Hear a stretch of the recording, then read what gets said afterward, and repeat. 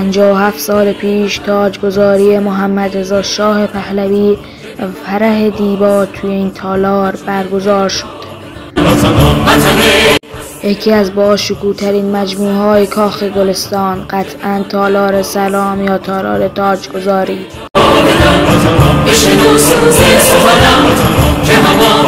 این تالار توی زمان قاجار ساخته شد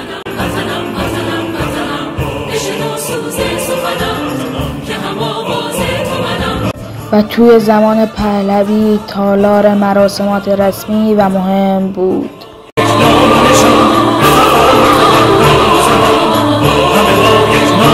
کاخ گلستان، تهران، ایران.